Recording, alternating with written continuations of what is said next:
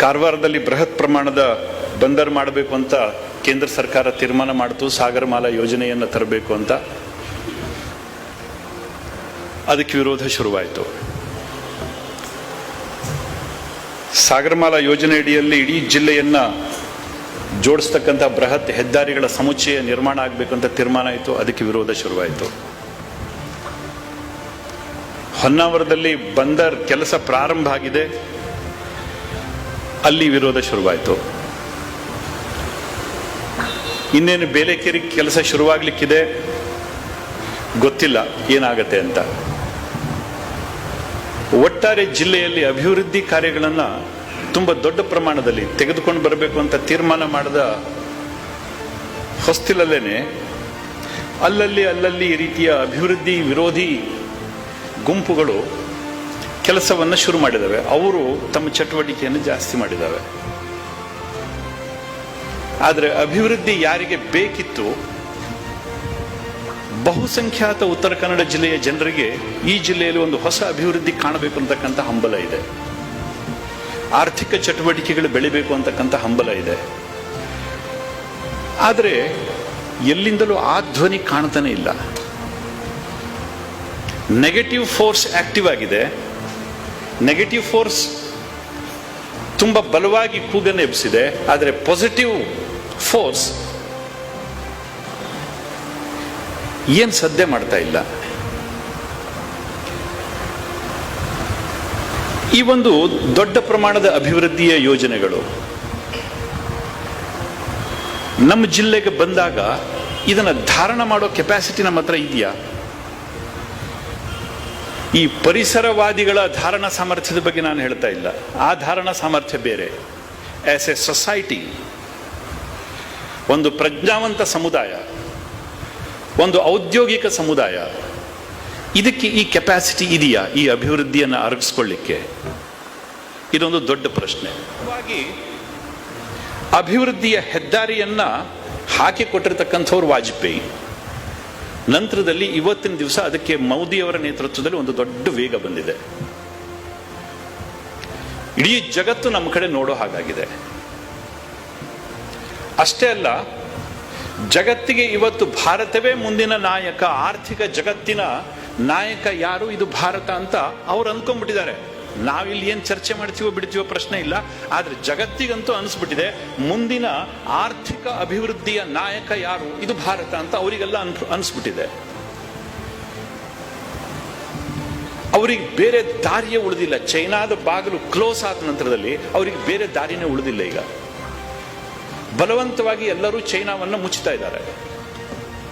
ಒಂದು ಕಾಲದಲ್ಲಿ ಚೈನಾ ಅವರಿಗೆ ಹಾಟ್ಸ್ಪಾಟ್ ಆಗಿತ್ತು. ಇಂಡಿಯಾ ಇದೊಂದು ಆಪ್ಷನ್ ಆಗಿತ್ತು. ಅಲ್ಲಿರ್ತಕ್ಕಂಥ ಕಾನೂನು, ಅಲ್ಲಿರ್ತಕ್ಕಂಥ ಡಿಕ್ಟೇಟರ್ಶಿಪ್, ಅಲ್ಲಿರ್ತಕ್ಕಂಥ ವರ್ಕಿಂಗ್ ಸ್ಪೀಡ್, ಇದನ್ನು ನೋಡಿ ಎಲ್ಲರೂ ಖುಷಿಯಾಗಿ ಅಲ್ಲಿಗೆ ಹೋಗಿದ್ರು. ಆದ್ರೆ ಇವತ್ತು ಅನಿಸಿದೆ ಅದು ಭ್ರಮೆ ಅಂತ. ಇಲ್ಲಿ ಡೆಮೋಕ್ರೆಟಿಕ್ ಸಿಸ್ಟಮ್ದಲ್ಲಿ ಏನೊಂದು ಸ್ಟ್ರೆಂಗ್ತ್ ಇದೆ, ಇದು ಅವರಿಗೆ ಭಾಷಣದಲ್ಲಿ ಹೇಳ್ತಿದ್ರು, ಆದರೆ ಗಮನಕ್ಕೆ ಬಂದಿರಲಿಲ್ಲ. ಯಾವತ್ತು ಚೈನಾ ಇವರನ್ನೇ ಮುಗಿಸ್ಲಿಕ್ಕೆ ಪ್ರಾರಂಭ ಮಾಡ್ತೋ, ಹೊಂಚಾಕ್ತೋ, ಅವತ್ತು ಅನಿಸಿದೆ ಭಾರತ ಬೆಟರ್ ಅಂತ. ಇವತ್ತೆಲ್ಲರೂ ನಮ್ಮ ಕಡೆ ನೋಡ್ತಾ ಇದ್ದಾರೆ. 2023 ಎಂಡ್ ಅಥವಾ 2024 ಮಧ್ಯದಲ್ಲಿ ಅಂಕೋಲಾದ ಏರ್ಪೋರ್ಟ್ ಶುರುವಾಗುತ್ತೆ, ಸಿವಿಲಿಯನ್ ಏರ್ಪೋರ್ಟ್ ಶುರುವಾಗುತ್ತೆ. 2022ಕ್ಕೆ ನಮಗೆ ಬಂದರ್ ಮುಗಿಬೇಕಿತ್ತು, ಹೊನ್ನಾವರ ಬಂದರ್ ಮುಗಿಬೇಕಿತ್ತು. ಸ್ವಲ್ಪ ಹೆಚ್ಚು ಕಡಿಮೆ ಆಗಿದೆ, 2023ಕ್ಕೆ ಮುಗಿಬಹುದು. ಕಾರವಾರದಲ್ಲೂ ಕೋರ್ಟಲ್ಲಿ ಸ್ಟೇ ಇದೆ. ಬಹುತೇಕ ಜಜ್ಮೆಂಟ್ ಆದಾಗೆ ಆಗಿದೆ. ಜಜ್ಮೆಂಟ್ ಎಷ್ಟು ಹೊತ್ತಿಗೆ ಬೇಕಾದ್ರೂ ವೇಕೆಟ್ ಆಗ್ಬೋದು. ಕಾರವಾರದಲ್ಲಿ ಕೂಡ ಕೆಲಸ ಶುರುವಾಗುತ್ತೆ. ಬೇಲೆಕೇರಿಯಲ್ಲಿ ಶುರುವಾಗುತ್ತೆ. ಗ್ರ್ಯಾಂಡ್ ಪೋರ್ಟ್ ಕಾಂಪ್ಲೆಕ್ಸ್ ಅಂತ ನಾವು ಕರಿತೀವಿ ಇದನ್ನ. ಮಂಗಳೂರಿನಲ್ಲೂ ಇಲ್ಲ, ಮಂಗಳೂರಿನಕ್ಕಿಂತ ಅದೆಷ್ಟೋ ಪಟ್ಟು ದೊಡ್ಡದಾಗಿರತಕ್ಕಂಥ ಬೃಹತ್ ಬಂದರಿನ ಸಮುಚ್ಚಯ ಉತ್ತರ ಕನ್ನಡ ಜಿಲ್ಲೆಗೆ ಬರುತ್ತೆ. ಕರ್ನಾಟಕದ ನಿಜವಾದ ಅಭಿವೃದ್ಧಿಯ ಹೆಬ್ಬಾಗಿಲು ಇರಬಹುದಾದ್ರೆ ಅದು ಉತ್ತರ ಕನ್ನಡ ಜಿಲ್ಲೆಯೇ ಮುಂದಿನ ದಿವಸದಲ್ಲಿ. ಬರೆದಿಟ್ಕೊಂಡ್ಬಿಡಿ. ಅಭಿವೃದ್ಧಿ ಇಷ್ಟು ದೊಡ್ಡ ಪ್ರಮಾಣದಲ್ಲಿ ಹರಿದು ಬರ್ತಾ ಇದೆ ಸ್ವಾಮಿ. ಇನ್ನೊಮ್ಮೆ ಹೇಳ್ತೀನಿ ನಾನು, ಅಕ್ಷರಶಃ 5 ರಿಂದ 6 ಲಕ್ಷ ಜನ ಫ್ಲೋಟಿಂಗ್ ಪಾಪ್ಯುಲೇಷನ್ ಉತ್ತರ ಕನ್ನಡ ಜಿಲ್ಲೆಗೆ ಬರುತ್ತೆ. ಇದು ಎಲ್ಲದರ ಲಾಭ ನಮಗೂ ಆಗಬೇಕು.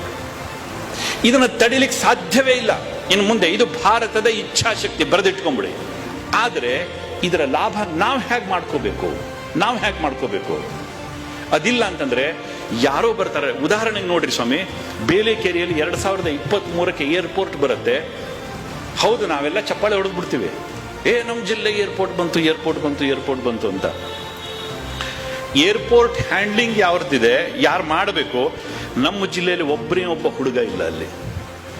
ನಾಳೆ ಬೇಲೆಕೇರಿಯಲ್ಲಿ ಏರ್ಪೋರ್ಟ್ ಆದ್ರೆ ಗ್ರೌಂಡ್ ಮ್ಯಾನೇಜ್ಮೆಂಟ್, ಗ್ರೌಂಡ್ ಏನ್ ಹ್ಯಾಂಡ್ಲಿಂಗ್ ಇದೆ, ಇದನ್ನ ಮಾಡ್ಲಿಕ್ಕೆ ನಮ್ಮ ಜಿಲ್ಲೆಯಲ್ಲಿ ಒಬ್ಬ ಹುಡುಗನಿಗೆ ಆ ತರಬೇತಿ ಇಲ್ಲ ಕಣ್ರಿ. ಒಬ್ಬ ಹುಡುಗನಿಗೆ ತರಬೇತಿ ಇಲ್ಲ.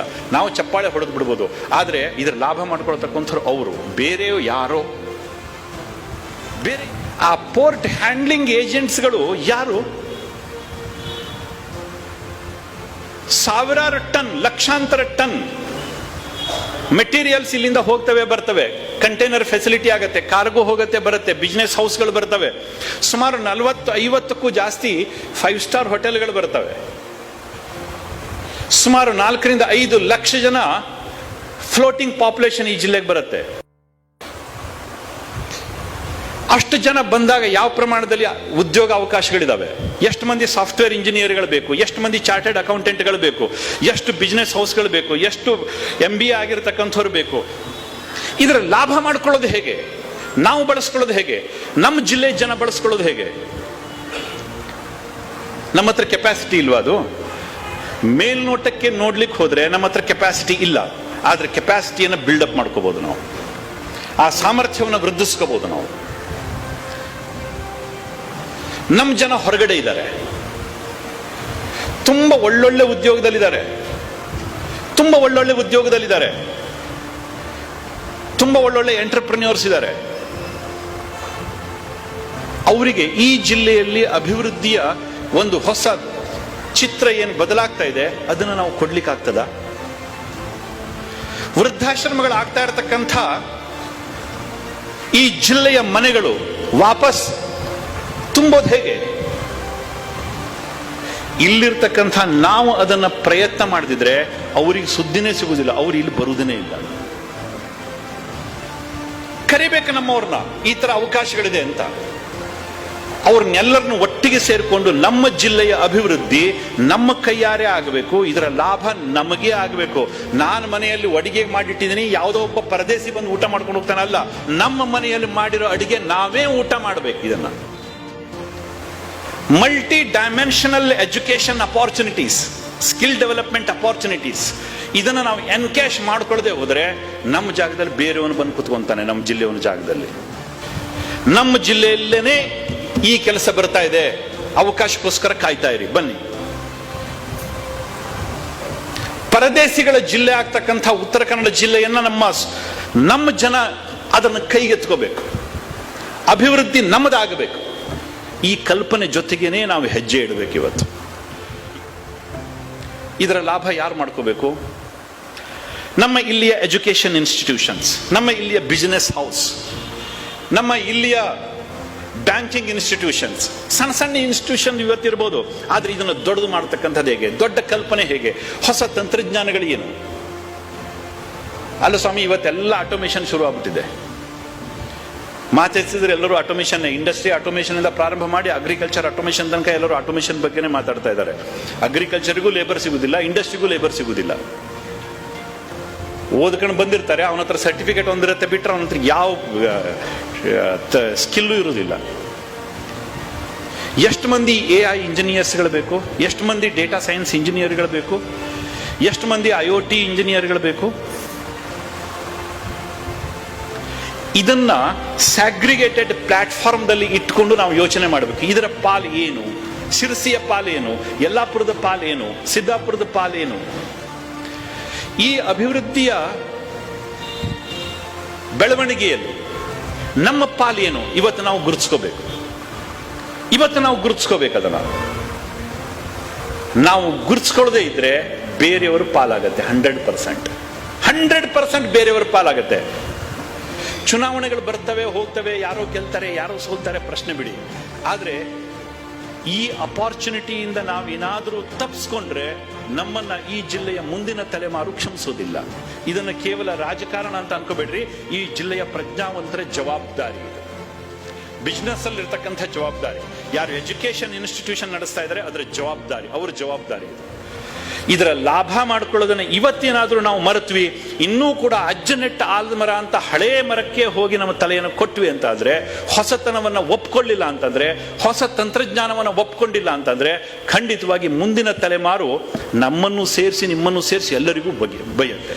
ಮುಂದಿನ 5 ವರ್ಷಗಳಲ್ಲಿ 10 ವರ್ಷಗಳಲ್ಲಿ ಈ ಜಿಲ್ಲೆಯ ಅಭಿವೃದ್ಧಿಯನ್ನ ನಾವು ಕೈಗೆ ತಗೊಂಡ್ವೋ, ಈ ಜಿಲ್ಲೆ ನಮ್ಮವ್ರ ಕೈನಲ್ಲಿ ಇರುತ್ತೆ, ಉತ್ತರ ಕನ್ನಡ ಜಿಲ್ಲೆಯವ್ರ ಕೈನಲ್ಲಿ ಇರುತ್ತೆ.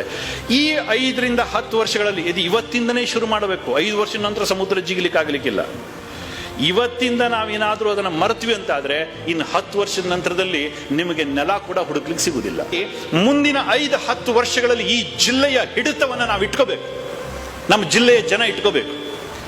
ಇಲ್ಲಿಯ ಬಿಸಿನೆಸ್ ಹೌಸ್ ನಲ್ಲಿ ನಮ್ಮವ್ರು ಕಮಾಂಡ್ ಮಾಡಬೇಕು, ಪೋರ್ಟ್ ನಮ್ಮವ್ರು ಕಮಾಂಡ್ ಮಾಡಬೇಕು, ಏರ್ಪೋರ್ಟ್ ನಮ್ಮವ್ರು ಕಮಾಂಡ್ ಮಾಡಬೇಕು, ಇಲ್ಲಿನ ಸಾಫ್ಟ್ವೇರ್ ಇಂಡಸ್ಟ್ರಿ ನಮ್ಮ ಕಮಾಂಡಿಂಗ್ ನಲ್ಲಿ ನಡಿಬೇಕು, ಎಜುಕೇಶನ್ ಇನ್ಸ್ಟಿಟ್ಯೂಷನ್ಸ್ ಹೊಸ ತಲೆಮಾರಿನ ಎಜುಕೇಶನ್ ಇನ್ಸ್ಟಿಟ್ಯೂಷನ್ಸ್ ಆಗಬೇಕು. ಇದಕ್ಕೋಸ್ಕರ ನಿಮ್ಮ ಎದುರುಗಡೆ ಬಂದಿದ್ದೀನಿ. ಅನಂತಕುಮಾರ್ ಹೆಗಡೆ ಭಾಷಣ ಕೇಳಬೇಕು ಅಂತ ನಿಮ್ಮನ್ನೆಲ್ಲ ಕರೆದಿದ್ದಲ್ಲ. ನನ್ನ ಮಾತು ಬೇಸರ ಆದ್ರೆ ಮಾಡ್ಕೊಂಬಿಡಿ, ತೊಂದರೆ ಇಲ್ಲ. ಶಿರಸಿ, ಸಿದ್ದಾಪುರ ಮತ್ತು ಯಲ್ಲಾಪುರ ಇದು ಈ ಜಿಲ್ಲೆಯ ಅಭಿವೃದ್ಧಿಯ ಬ್ರೇನ್ ಆಗಬೇಕು. ಇದಕ್ಕೆ ಬೇಕಾದ ಸಿದ್ಧತೆ ಇಲ್ಲಿ ನಡಿಬೇಕು, ನೆಟ್ವರ್ಕಿಂಗ್ ಇಲ್ಲಿ ನಡಿಬೇಕು, ಒಂದು ಫೀಡರ್ ಆಗಿ ಇದು ಕೆಲಸ ಮಾಡಬೇಕು. ಶಿರಸಿಯಲ್ಲಿ ಬಂದರ್ ಕಟ್ಲಿಕ್ಕೆ ಆಗುದಿಲ್ಲ, ಇಲ್ಲಿ ತನಕ ಸಮುದ್ರ ತರಲಿಕ್ಕೆ ಆಗುದಿಲ್ಲ. ಮುಂದಿನ ಎಲೆಕ್ಷನ್ ದಲ್ಲಿ ಯಾರಾದ್ರೂ ಭರವಸೆ ಕೊಡೋರಿದ್ರು ಕೊಡ್ಲಿ, ಆ ಪ್ರಶ್ನೆ ಬೇರೆ. ಇಲ್ಲಿ ಏರ್ಪೋರ್ಟ್ ಮಾಡ್ಲಿಕ್ಕೆ ಆಗುದಿಲ್ಲ, ಹೆಚ್ಚು ಅಂದ್ರೆ ರೈಲು ಬಿಡ್ಬೋದು ಇಲ್ಲಿ. ಅದು ಗಾಳಿ ಮೇಲೆ ರೈಲು ಬಿಡೋರೇ ಜಾಸ್ತಿ ಇದ್ದಾರೆ ಇಲ್ಲಿ. ಹೇಗೆ ನಾವು ಇವತ್ತು ಭಾರತದಲ್ಲಿ ಇನ್ವೆಸ್ಟ್ ಮಾಡಿ ಅಂತ, ಇನ್ವೆಸ್ಟ್ ಇಂಡಿಯಾ ಅಂತ ನಾವೇನು ಕ್ಯಾಂಪೇನ್ ಮಾಡ್ಕೊಂಡು ಜಗತ್ತಿನ ಎಲ್ಲಾ ಕಡೆ ಹೋಗ್ತಾ ಇದೀವೋ, ಹಾಗೇನೆ ಇನ್ವೆಸ್ಟ್ ಇನ್ ಉತ್ತರ ಕನ್ನಡ ಅದಕ್ಕೆ ನಾವೇ ಹೋಗಬೇಕು. ನಾವು ಖರೀದಿದ್ರೆ ಆಗುದಿಲ್ಲ, ಬೇರೆ ಯಾರು ಹೋಗ್ತಾರೆ? ನಮ್ಮ ಹತ್ರ ಕೆಪಾಸಿಟಿ ಇದೆ. ಯಾಕೆ ಕೆಪಾಸಿಟಿ ಇಲ್ಲ? ಇದನ್ನು ಬೆಳೆಸ್ಕೋಬೇಕು, ಮಾಡಬೇಕು. ಇಚ್ಛಾಶಕ್ತಿ, ಕ್ರಿಯಾಶಕ್ತಿ, ಆ ಇಚ್ಛಾಶಕ್ತಿ ಕ್ರಿಯಾಶಕ್ತಿಯನ್ನ ಇದು ಅವಕಾಶ ಕಣ್ರಿ, ಇದು ಅವಕಾಶ. ಪುನಃ ಬರುವುದಿಲ್ಲ, ಪುನಃ ಬರುವುದಿಲ್ಲ. ಇದು ಈಗ ನಮ್ಮ ಬಾಗಿಲಲ್ಲಿ ಬಂದು ನಿಂತಿದೆ. ಮುಂದಿನ 5 to 10 ವರ್ಷಗಳಲ್ಲಿ ಇದರ ಜುಟ್ಟನ್ನು ನಾವು ಹಿಡಿದು ನಿಂತ್ಕೊಂತೀವೋ ನಾವು ಬುದ್ಧಿವಂತರು. ನಮ್ಮ ಜಿಲ್ಲೆಯ ಸ್ವಾಭಿಮಾನ, ನಮ್ಮ ಜಿಲ್ಲೆಯ ಹಿಡಿತ, ನಮ್ಮ ಜಿಲ್ಲೆಯ ಒಂದು ಸಂಪತ್ತು ಇದು ನಮ್ಮ ಜಿಲ್ಲೆಯಲ್ಲಿ ಇರಬೇಕು. ಭಾರತ ತನ್ನ ಇಚ್ಛಾಶಕ್ತಿಯೊಂದಿಗೆ ಉತ್ತರ ಕನ್ನಡ ಜಿಲ್ಲೆಯಲ್ಲಿ ದಾಪೋಗಾಲನ್ನು ಇಡಬೇಕು ಅಂತ ಮಾಡಿದೆ. ಇದನ್ನ ಲಾಭ ಮಾಡಿಕೊಳ್ಳೋದು ಬಿಟ್ಟಿದ್ದು ನಮಗೆ ಬಿಟ್ಟಿದ್ದು. ಅದಕ್ಕೋಸ್ಕರ ನಿಮ್ಮೆಲ್ಲರಲ್ಲಿಯೂ ಕೂಡ ಮತ್ತೊಮ್ಮೆ ಕಳಕಳಿಯಿಂದ ಕೇಳ್ಕೊಂತೀನಿ, ಇದಕ್ಕೆ ಪೂರಕವಾಗಿ ಮತ್ತೇನಾದ್ರು ಯೋಜನೆ ಇದ್ರೆ ಮಾಹಿತಿಗಳು ಬೇಕು ಅಂತಾದ್ರೆ, ಚರ್ಚೆ ಮಾಡಬೇಕು ಅಂತಾದ್ರೆ ಮುಕ್ತ ಅವಕಾಶ ಇದೆ. ಇಷ್ಟು ಮಾತ್ರ ನಂದು ವಿನಂತಿ. ನಿಮ್ಮೆಲ್ಲರ ಸಕ್ರಿಯ ಪಾಲುಗಾರಿಕೆ ಉತ್ತರ ಕನ್ನಡ ಜಿಲ್ಲೆಯನ್ನ ತಲೆಮಾರುಗಳ ತನಕ ನಮ್ಮ ಸಂಸ್ಕೃತಿ, ನಮ್ಮ ಪರಂಪರೆಯನ್ನ ಇನ್ನು ಜೀವಂತವಾಗಿ ಇಟ್ಟಿರಬೇಕು ಶತಮಾನಗಳ ಕಾಲ. ಅದಕ್ಕೋಸ್ಕರ ನಾವು ಬದ್ರಿದ್ದೀವಿ, ನಾವು ಪ್ರಯತ್ನ ಮಾಡ್ತೀವಿ ಅಂತಕ್ಕಂಥ ವಾಗ್ದಾನವನ್ನ ನಿಮ್ಮಿಂದ ನಿರೀಕ್ಷೆ ಮಾಡ್ತಾ ನನ್ನ ಮಾತುಗಳನ್ನು ಮುಗಿಸ್ತೀನಿ. ಧನ್ಯವಾದಗಳು.